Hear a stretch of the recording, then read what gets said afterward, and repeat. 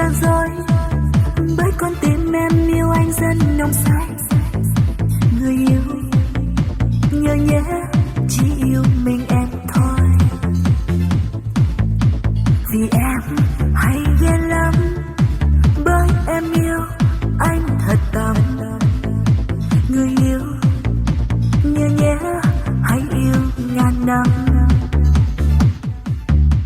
Đừng cho ai yêu dấu của em thôi, không được đâu. Tình em vẫn mới mãi luôn bền lâu. Dù cho bão sóng tố, bão táp phong ba không lìa xa. Ôi tình ta đẹp như cánh bướm bay trên ngàn hoa. Người tình em đẹp trai dễ thương, người dành cho trái tim cho em. Nên vì em luôn yêu em, lúc vui và lúc buồn. Người tình em đẹp trai dễ thương, hứa sẽ mãi mãi luôn bên em, luôn cùng em vượt qua sóng gió ở trên cuộc đời.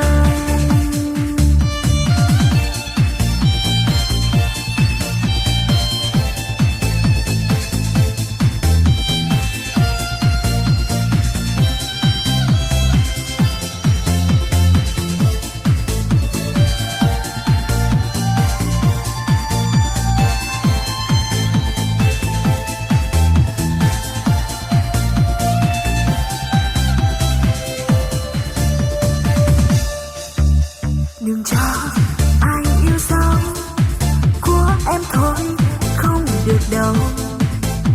Tình em mãi vẫn mãi luôn bên lâu.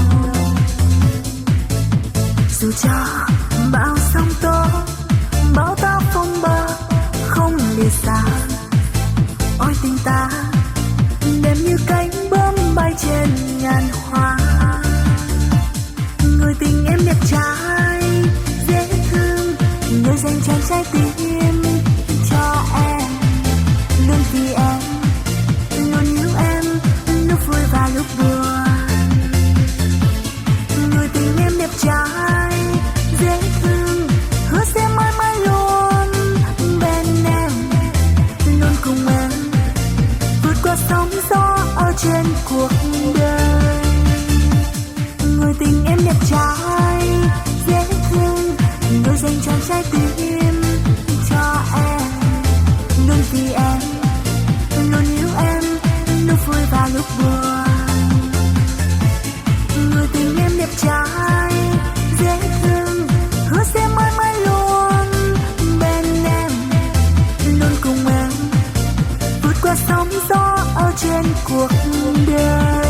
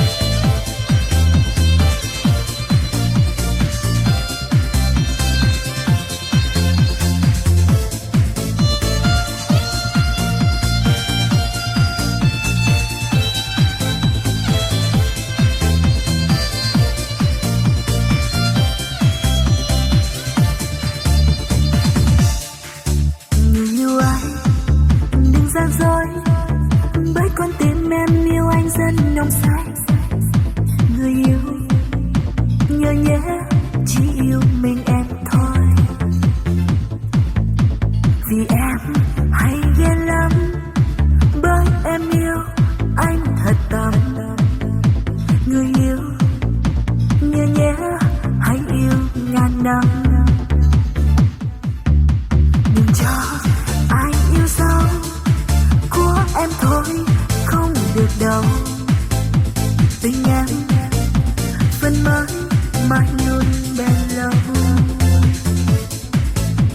Dù cho bão sóng tố, bão táp phong ba không lìa xa, ôi tình ta đẹp như cánh bướm bay trên ngàn hoa. Người tình em đẹp trai dễ thương, người dành trọn trái tim cho em, luôn vì em, luôn yêu em lúc vui và lúc buồn.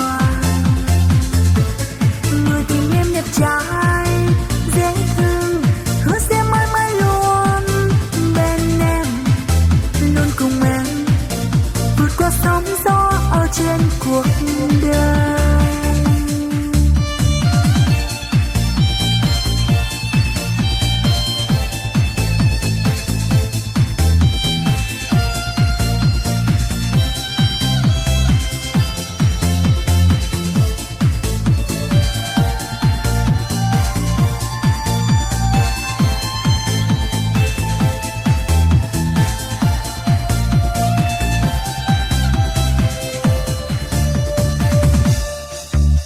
Đừng cho ai yêu dấu của em thôi, không được đâu.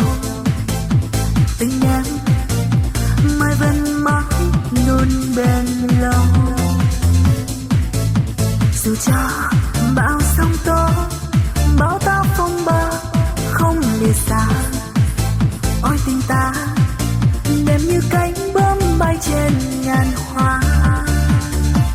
Người tình em đẹp trai dễ thương, người dành trọn trái tim cho em, luôn vì em, luôn yêu em lúc vui và lúc buồn. Người tình em đẹp trai dễ thương, hứa sẽ mãi mãi luôn bên em, luôn cùng em vượt qua sóng gió ở trên cuộc đời. Người tình em đẹp trai dễ thương, người dành trọn trái tim cho em, luôn vì em, luôn yêu em lúc vui và lúc buồn. Người tình em đẹp trai dễ thương, hứa sẽ mãi mãi luôn bên em, luôn cùng em vượt qua sóng gió ở trên cuộc đời.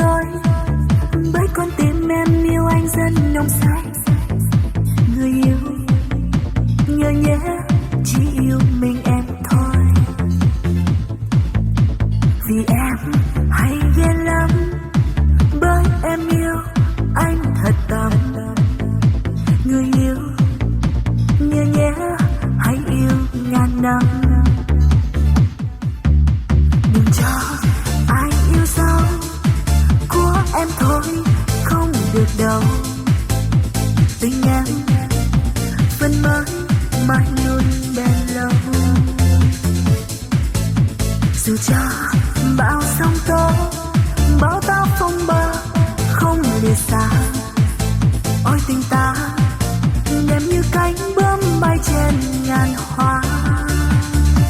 Người tình em đẹp trai dễ thương, người dành trọn trái tim cho em, luôn vì em, luôn yêu em lúc vui và lúc buồn.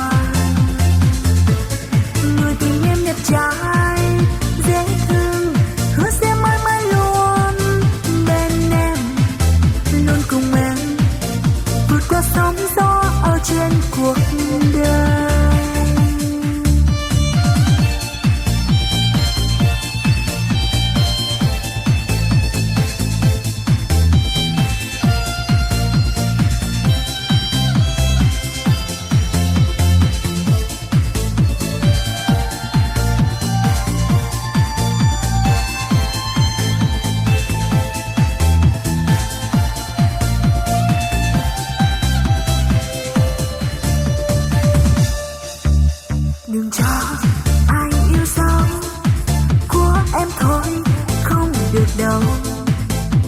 Tình em mai vẫn mãi luôn bên lâu, dù cho bao sóng tố bão táp phong ba không lìa xa.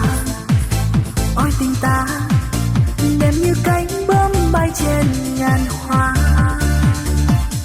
Người tình em đẹp trai dễ thương, người dành tràn trái tim cho em, luôn vì em, luôn yêu em lúc vui và lúc buồn. Người tình em đẹp trai